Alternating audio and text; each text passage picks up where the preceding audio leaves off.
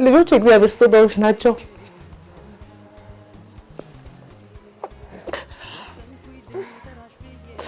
ይቅርታ ያው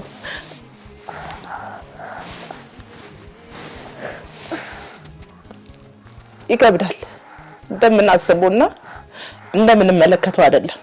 ብቻ ስታሳድግ ስርዓትክ ስታሳድግ ብዙ የሚቸግሩ ነገሮች አሉ። ያው ሰዎች ለብሰክ ስትወጣ ከሰዎች ጋር ስትነጋገር እንዳለ አይነት ስሜት የሚሰማቸው ሰዎች አሉና ይቸግራል።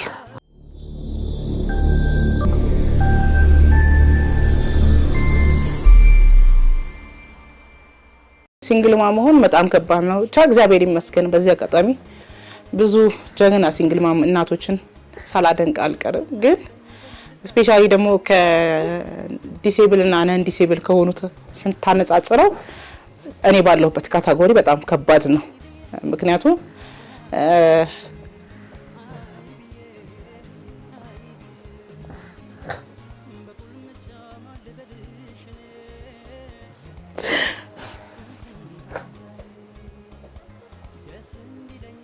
ልጆች እግዚአብሔር ስጦታዎች ናቸው።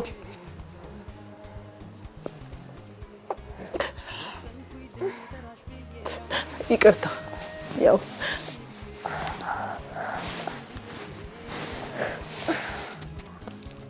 ይከብዳል እንደምናስበውና እንደምንመለከተው አይደለም።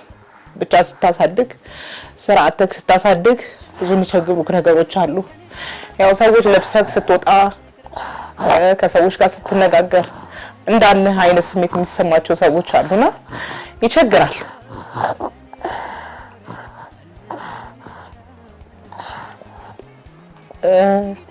ብቻ ነው ልጆች ጉንፋን ያጠቃቸዋል ሲታመሙ ምን ሲሉ ግራ ይገባሃል። እንደውም ሰሞኑን ትንሽ ታማብኝ አለችና የአፍንጫ ቶንሲል ተብላ ያው አፍንጫ ውስጥ ለብዙ ህፃናቶች ሲወለዱ ከምንድነው የተነሳው በየተጠይቀው ሐኪሙን ፍርፍር ስጋ ይተካልና አፍንጫ አተነፋፈሷ ትክክል አይደለም። ይሄም ራሱ ያስጨንቃል። ብቻ ስትሆን ቦታም ቀየረ ስትመጣ ያው ባህሪዋ ትንሽ እያስቸገረ ነው እና በጣም ከባድ ነው። በዚህ አጋጣሚ እኔ መስራት ልጄን ማሳደግ እፈልጋለሁ። አሁን ባለውበት ሁኔታ ቤት ውስጥ ቁጭ ብዬ ብዙ እየቸገሩኝ ያሉ ነገሮች አሉና ለኔም ለልጄም የሚሆን ነገር ብዙ ደጋግ ኢትዮጵያኖችም ውጭ ሀገርም ኢትዮጵያ ውስጥም ያሉ በፊት ላይ የምታቋት ሰርኬ ዛሬ በእንደዚህ አይነት ሁኔታ ሲቀጥል ደግሞ ያው እዛ ፎቶ ላይ የምታዩት ወላጅ አባቴ ነው። እሱም ማረፈ። ያው ይሄ አመት ለኔ ብዙም ደስተኛ አላደረጉኝም። አባቴንም ማጣት፣ ስራዬ ቦታ መፍረስ፣ ልጄን የምትይዝልኝ ረዳቴ በመሄድ ብዙ ነገሮች ከፍቶኛል። ምክንያቱም ሁሉም ቀኖች እግዚአብሔር ናቸው። ቀኖቹን ማማረር ሳይሆን የምናልፍበት ጎዳናዎች ይከብዷል እንደ ሲንግልነቴ። ከዛ አንፃር ትንሽ የከበዱኝ አመቶች ናቸው ለኔ። ትንሽ ልጄ ከፍ እስከምትል ድረስ እና ብቻ ይከብዳል።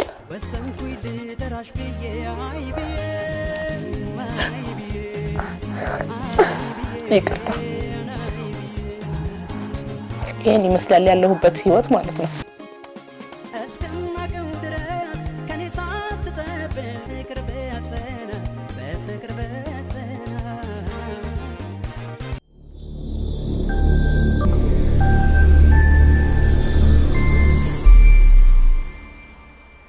ፊስ ሰራ ምናምን የቤቴን አስቤዛ ምናምን ሞላለሁ እሸፍን ነበርና አሁን ስራ ስታጣ ያው ከኑሮ መወደዱ አንፃር ይሄ ኑሮ መወደዱ ሁሉ ነገር ሁሉንም ማህበረሰብ ጎድቷል። እኔ ጋር ብቻ አይደለም። ያው እኔ ጋር ትንሽ የከበደው ብቻ ሆነና እሺ ማየ ከማጣት የተነሳ ነው። አሁን ልጅ ይዘክ ክረምትም እየመጣ ነው። እሱ ትንሽ ያው ልጄ ጠንከር እስከምትል ድረስ የሆነ ሳፖርቴሽን ልጄንም እኔንም ያደርገኝ ሰው ፈልጋለሁ። ምክንያቱም አሁን በዚህ ሰዓት ላይ ክረምትም ነው፣ ትታመማለሽ፣ ቅዝቃዜው ያው እንደምታዩትም ይከብዳል ያለሁበት ህይወት ማለት ነው። ከዛ አንፃር ነው በፊት ወልጄ ቤተሰቦቼ ጋር ነበር ያለሁትና አሁን ደግሞ ከንዛም ስላቡዝ ወጥተውቹ ምንም ስላልተመቹኝ ልጄንም ወደዚህ ጃ ስመጣ ስራ አተክለው ያው ማንንም የሚረዳኝ የለም እኔና ፈጣሪ ናት። ከፈጣሪ በታች አንዳንድ ደጋግ ሰዎች በስፖንሰር የሚያደርጉኝ ነበሩ። ያው በአደም ሲመጣ ምንም ሲመጣ ይከፋሃል። ምክንያቱም ሰው በእውነት የማይቸገር ሰው የለም ብዬ ማስብበት ነገር የለም እና አሁን ልጅቷ ጠንከር እስከምትል ድረስ የልጅን ወጪ የወር አስቤዛ ያው እሱን ነገር ከቨር የልጅቷን ነገር ከቨር የሚያደርገኝ እንደ ኤንጂኦም እንደዚህ ደግሞ ደጋግ ኢትዮጵያኖችም አሉ እና ብዙ ጊዜ ያው ልጆች ይዘክ የምትቸገር ሰዎች ማይመስላቸው ሰዎች አሉ። እንዳልኳችሁ ልጆች እግዚአብሔር ስጦታዎች ናቸው፣ በረከቶች ናቸው። ግን ልጅ ይዘው በጣም ብዙ መቸገር አለ። ያው እንደምታዩት ልጅ ገና ናት። ዳይፐር ነው የምትጠቀመው፣ ወተት ነው የምትጠቀመው እና አሁን ደግሞ ትንሽ ምግብ ምናምን ጀማምራለች።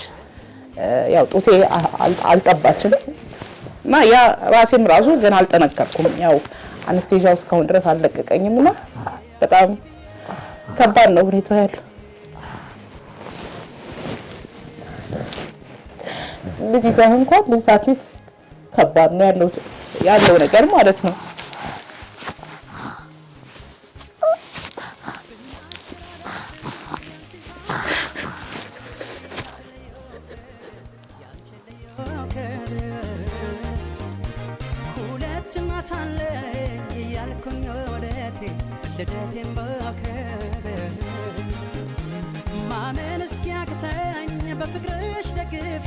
ሲንግል ማም ነኝ። የልጅ አባት የለም። ያው ባለ በእጥረቴ ምክንያት ብትበልጠው ልጄ ናት ብዬ ከልጅ አባት ጋር የለንም። ብቻ ነው ማሳደጋት ልጅ ከፈጣሪ ጋር ማለት ነው። ያው ለየት የሚያደርገው ነገር ብቻ ነው ነክ ያለህበት ፊዚካሊ ነገር ጋር ይከብዳል። አሁን በፊት እየሰራው ያለ ምንም ቢሆን እንጀራን ቁርስ ነበር፣ ዳቦ እንበላ ነበር። አሁን ስራ ፈተ ቤት ውስጥ ቁጭ ብለህ የህፃን ወተት አለ፣ የሚያስፈልጋት ነገሮች አሉ፣ ዳይፐር ተጠቀማለች። በአሁን ሰዓት ሳሙና እንኳን መግዛት ይቸግራል። የወር አስቤዛህን ራሱ ከበር ማድረግ ካለው ከኢኮኖሚ አንፃር ሁሉ ነገር የከበደበት ዘመን ነው። ያ ነገር ከበር እና የሆነ ሳፖርት የሚያደርገኝ ሰው ፈልጋለሁ ከእግዚአብሔር ጋር ማለት ነው። ስራ ያው እንዳነገርኳችሁ 5ኛ ወሬ ላይ ነው ልጄን ከወለድኩ በኋላ ስራ የጀመርኩትና በአገራችን ላይ ባለው ኮሪደር ልማት የምሰራበት ቡና ጠጡ ቦታ የወንዝ ዳር ስለሆነ ፈርሶብኝ ስራ ከፈታው 9 ወር ሆኖኛል። ያው 9 ወሩን እንዴት እንዳሳለፍኩት እኔና እግዚአብሔር ነው የሚያውቀው። ምክንያቱም ለብሰህ ስትወጣ ማንም ሰው እንዳለውና እንደምሰራ ነው የሚመስለው። ያው ለልጅ ወተት ላመጣ ስመላለስ ምናምን ሰዎች ምሰራ ነው የሚመስላቸው።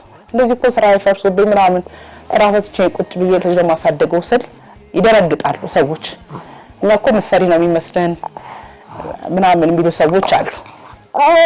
እና ያው ለከተማም ያሉ ሰዎችም ወደ ስራ ይገበታ እንድመለስ ልጅ ትንሽ ጠንከር እስከምትል ድረስ ያለው ሁኔታ በዛ ነው። ካለም ከሴትና በፊት በአጭር ሴት ላይ ያለው ተግዳሮቶች ምን ይመስላሉ? ከወሊድስ በኋላ ያለው ያው ክትትሉ ላይ አሪፍ ነበረ። ከመጀመሪያው ወር እስከ 8ኛ ወሬ በቀበና ጤና ጣቢያ በዛው በመኖርበት አካባቢ ነበር ክትትል ያደረኩት። ያው ደግሞ እኔ ካለሁበት የቁመቴ አንፃርና የጽንሱ ሂደት የተነሳ ግዴታ ሪፈር መባል አለበት እኛ ጋር ሪስክ ስላለው ብለውኝ ጋንዲ ጋር ያለው ፕሮሰስ ጥሩ ነበረ። ግን የ11ኛው ሰዓት ላይ ያለችው ነገር ከባድ ናት። ያው እንደነገርኳችሁ 9ኛ ወር እርግዝና ላይ ሳስተዋውቃችሁ በነበረበት ሰዓትና መውለጃ ሰዓት ላይ ያለው በጣም አጣብቂ ነው። ልትወልድ ስገባ ስለ ኦፕራሲዮን ስለምኑ አላቅም። ያው ግን ኦፕራሲዮን እንደሆነ እንደነገሩኝ አውቃለሁ። ግን ሂደቱን አላወኩትም ነበር። በጣም ፈርቼ ነበር። ደሜ ሁሉ ከፍ ብሎ ነበር። ያው እንግዲህ ቡና ጠጡ ልጅ እኔ አላቅም። ልጅም እንደኔ ቡና ትወዳለች። ያው የደቡብ ልጅ ከመሆኔ አንፃር ቡና በጣም ነው የምወደው። እሷም የኔ ብዙ ነገሮቿ የኔ አይነት ባህሪ ነው ያላትና እርግዝናው መጨረሻ ሰዓት ላይ ወደ ሪፈር ሰርጀሪ ክላስ ገባ። በጣም ፈራሁኝ። አዋላጆቼ ዶክተሮች በጣም እግዚአብሔር እድሜና ጤና ይስጣቸው። የአንዱን ስም ባላቀውም አንደኛው ሰርጀሪ ያደረገኝ ዶክተር ጌታቸው ይባላል። ከነሱም ጎን ያሉት አዋላጆች ረዳቶቹንም ማመስገን ፈልጋለሁ። በጣም አጭር ሰዓት ነው ሰርጀሪ የተሰራሁት። ግን እንትን ካሉኝ በኋላ ህመሙን የተሰማኝ ቶሎ ብዬ ያው እና አንድ ሴት ስትወልድ ምጧን ትረሳ ጭንቀቷን ረሳ ልጇን ነው እንደሚባለው ቶሎ ብዬ ልጄስ ነው ያልኩት። አይዞሽ አትፍሪ። ግን ወደ ኦፕራሲዮን ክፍል ስንገባ ሳይኮሎጂ ትሪት ያደርጉሃል። ያው ማደንዘጃውን እየወጉክ አንተን ያዋሩሃል ሰርጀሪውና በጣም ፈርቼ በቃ እንደሞት ኮ ያክል የተሰማኝ በጣም ኦፕራሲዮን ክፍል ብርድ አለው ይቀዘቅዛል እና ከወገብ በታች ያለ አንስቴዣ ነው የሰጡኝ። ያው የምጥ ወመርፌ የተሰጠኝ ሲቀዱኝ አላየሁኩም። ከወለድኩም በኋላ እየሰፉኝ እያለ መጨረሻው ላይ አመመኝ። ልጄ ስላቸው አሉኝ እና ከሆነ በኋላ ነው ከሆነ ደቂቃ በኋላ ግን ነቅቼ ነበር። ልክ እንትን ስል እንደወጣሁን በኋላ በጣም በረደኝ ኡኡን ያልኩት በረደኝ ድረሱልኝ ነው ያልኳቸውና በዚህ አጋጣሚ ለወልድ ስል ጓደኛዬ ነበረች ሮማን ተሾመ ትባላለች እና ልብስ ደርቡልኝ አንቀጠቀጠኝ። ለካ የኦፕራሲዮን የምትገባበት ክፍል በረዶዋማ ክፍል ነው እና በጣም ነው እንደ የሞት ያክል ነው የሚሰማው ብርዱ። ከሱ በኋላ ወልጄ ወደ ማገገሚያው ራሴን እስከማቅ ድረስ የሚያስቀምጡ ሪከቨሪ ቦታ ይባላል። እዛ ከገባው በኋላ ወደ አልጋ ክፍሌ ስገባ እሱ ከባድ ሆነብኝ። ምንድነው ከባድ የሆነብሽ ስትሉኝ ያው ያለሁበትም ቁመቴ አጭር ነውና አልጋው ከቁመቴ በላይ ነው። ኦፕራሲዮን ተቀድጄ እንደመጣው እንደነ ስትሬቸር ላይ አድርገው ነው ከስትሬቸር አንስተው ወደ አልጋዬ ላይ ያደርጉ። ከሆነ ደቂቃ በኋላ ተነስታችሁ ተንቀሳቀሱ ይባላል። ያው ደም ውስጡ እንዳይረጋ ነው። እሱ ለኔ ከበደኝ። የከበደሽ ምንድነው ስትሉኝ አልጋው ነው። ቁመቴ እዛ አልጋው ከፍታ ነው እና አልወርድም አልኩኝ። ምክንያቱም በቃ ልሙት ግዴታ ኦፕራሲዮኑ የተሰራ ሰው መንቀሳቀስ አለበት ሲሉ እኔ እንዴት አድርጌ ነው የምወጣው? በጣም ሳለቅስ እንዳጋጣሚ እዛ ሆስፒታል እንደኔ የወለደች ከኔ ፊት ለፊት አለች። የሷ ቤተሰቦች ብሎኬት አድርገውልኝ በብሎኬት ተደግፌ ነው የተንቀሳቀስኩትና ኦፕራሲዮን የተሰራ ሴት ከባድ ነው። ምክንያቱም ነገ እንደኔ የሚወልዱትም በዚህ አጋጣሚ ጋንዲ ሆስፒታል ላይ አልጋው ቢስተካከል እላለሁ እንደ ሐሳብ እንዳስተያየት። ከወሊድ በኋላ ያለው ነገር ከባድ ነው። እንደ አጭር ሴት እንደ እናትነት ይከብዳል። ልጅ ማጥባቱ ላይ እንዳልኳችሁ አልቻልኩበትም። ጦቴ ወዲያው ደረቀ። ወተት እያደገች ስትመጣ ደግሞ ብዙ ፍላጎት አላት ምግብ በጀመረች ሰዓት ላይ። በፊት ደግሞ ምሰራው ከ4 ወር በኋላ 5ኛ ወሬ ላይ ነው ወደ ቡና ጠጡ ስራ የተመለስኩት። እየሰራው ያለ ትንሽ ከሰራው በኋላ ይሄ በአገራችን ላይ ያለው የኮሪደር ልማት ስራዬን ቦታ ነካው። የነካውበትም ምክንያት ወንዝ ዳርቻ ስለነበረ የኮሪደር ልማት ፈር ነክቶብኝ ስራ ከፈታው 8 ወር 9 ወር ሊሆነኝ ነው። ስራ የለኝም። ስራ ሳይኖርክ ልጅ ማሳደግ ከባድ ነው። ምክንያቱም ስራ እንኳን እየሰራክ የልጅ ኃላፊነት ሲደራረብበት ይከብዳልና በዚህ አጋጣሚ ስራ ፈትቼ ቁጭ ብዬ ልጅ እያሳደግኩ ነው። እንደምታያት አሁን እግዚአብሔር ይመስገን እያደገች ነው። ደስ የምትል ቆንጆ ፈጣን ሴት እግዚአብሔር ሰጥቶኛል። አመሰግናለሁ። ያው እንደነገርኳችሁ ወደ በፊት ስራዬ መመለስ እፈልጋለሁ። ምክንያቱም በፈረሰብኝ በስራ ቦታዬ ላይ ብዙ ሰዎች ድጋፍ እንድታደርጉልኝ የመንግስት አካላትም ወይም ወረዳ ላይ ይሄ በቦታው የመመለስ ነገር ላይ የሚያዩ ብዙ የሚዲያ ሰዎችም ይኖራሉ ብዬ ተስፋ አደርጋለሁ። ያው እኔ መስራት ነው የምፈልገው። አሁን ለጊዜው ልጄን ነው እያሳደኩ ባለሁበት ሰዓት ላይ አጋዥ የለኝም፣ ብቻዬን ነው። እንደማታዩትም ያው ግቢ ውስጥም ልብስም ሳጥብ እሷ ከተኛች በኋላ ነው ስራ ምሰራው። ምግብም እሷ ከተኛች በኋላ ነው። ምክንያቱም አሁን መራመድም ስለጀመረች የምታስቸግርበት ታይም ነው እና ወይዬ እናቴ በዚህ አጋጣሚ ሰዎችም ያቀማችሁን እንደበፊቱ እንድታግዙኝ እንድትደገፉኝ ወደ ስራዬም እንድመለስ እፈልጋለሁ።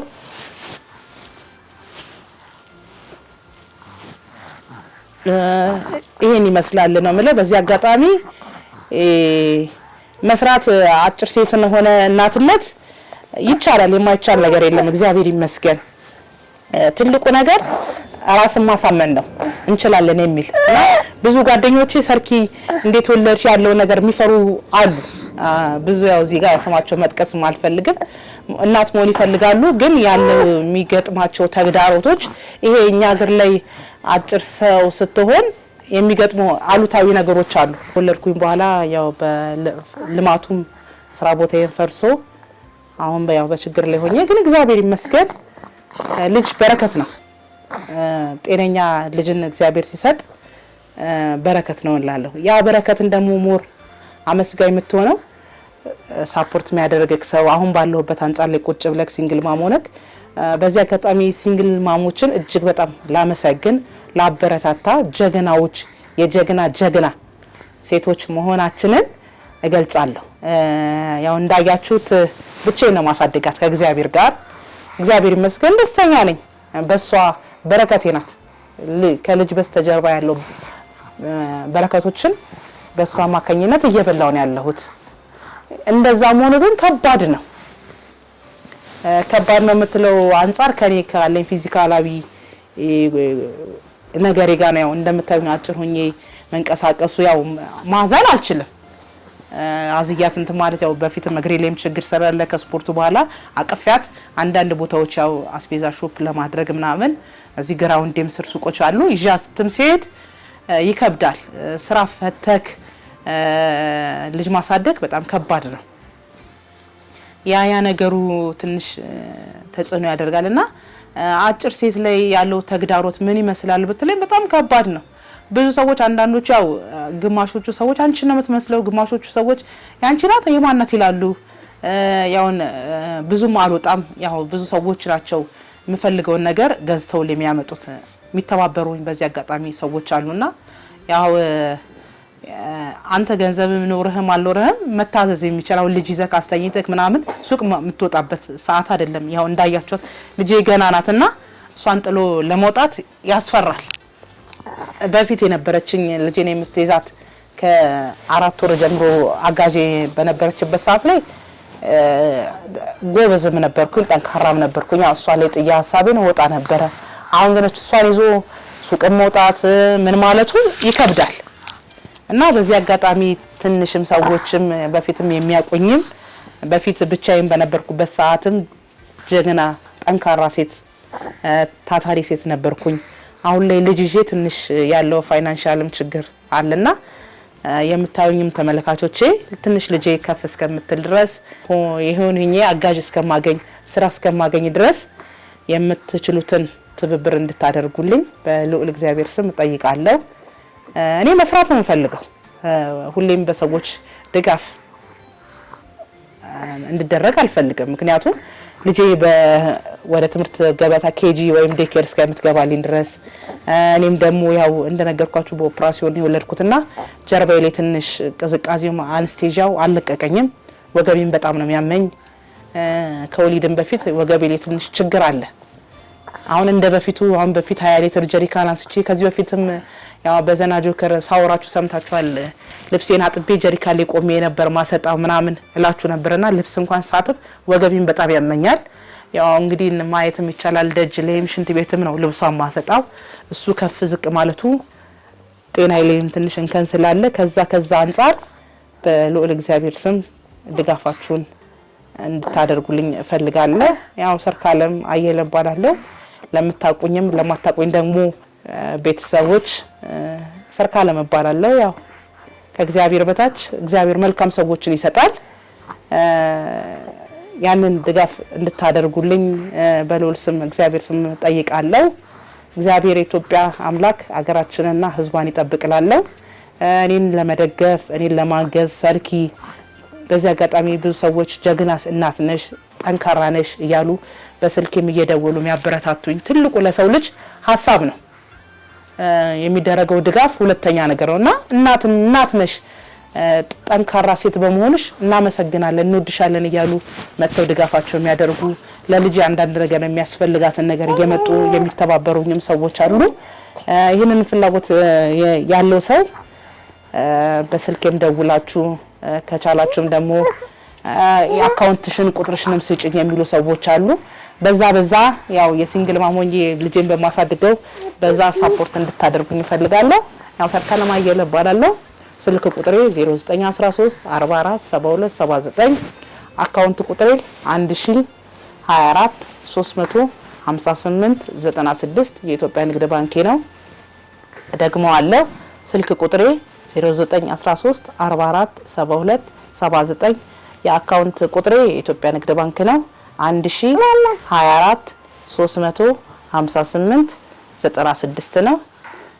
ያው መጨረሻ ላይ ምለው ተመልካቾቼም ወይም ይሄንን ዩቲዩብ ቻናል የሚከታተል አሁን ባለውበት የጤና ሁኔታዬም ቁጭ ብዬም ስለሆነ ልጅ እያሳደግኩ ያለሁት ለኔም ለልጅ የሚሆን ሳፖርቴሽን ነው የምፈልገው።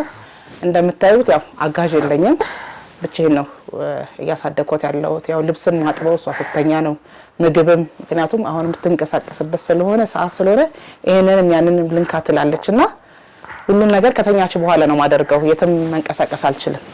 የሳፖርቴሽን ነገር ነው ፈልገው።